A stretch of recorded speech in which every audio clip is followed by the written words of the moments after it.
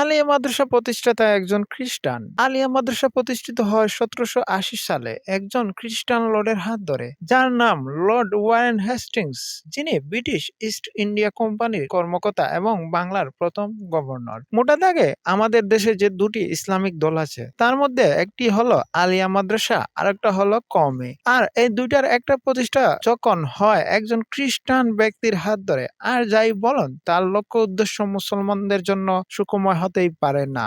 আসেন জেনে নেই আলিয়া মাদ্রাসা প্রতিষ্ঠার আগে মুসলমানদের শিক্ষা ব্যবস্থা কেমন ছিল।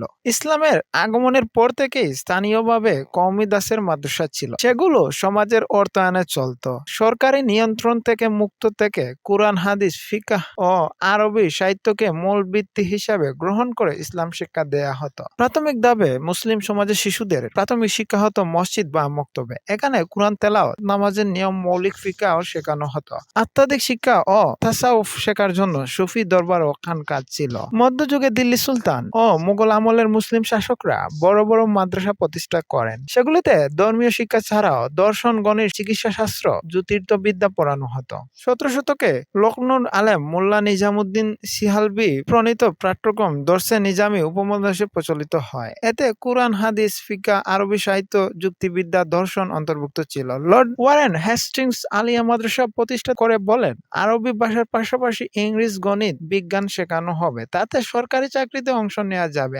আর সেই লোভে লর্ডের তৈরি করা শিক্ষা ব্যবস্থায় মানুষ ঢুকতে লাগলো। যদিও আলিয়া মাদ্রাসা প্রতিষ্ঠা করা হয় কাগজে কলমে মুসলমানদের আধুনিকত শিক্ষার ব্যবস্থার নামে, প্রকৃতপক্ষে লর্ডের উদ্দেশ্য ছিল মুসলমানদের ঐক্যবদ্ধ ও ভ্রাতৃত্ববোধ নষ্ট করা, যাতে তাদের লুণ্ঠন আরো দীর্ঘস্থায়ী হয়।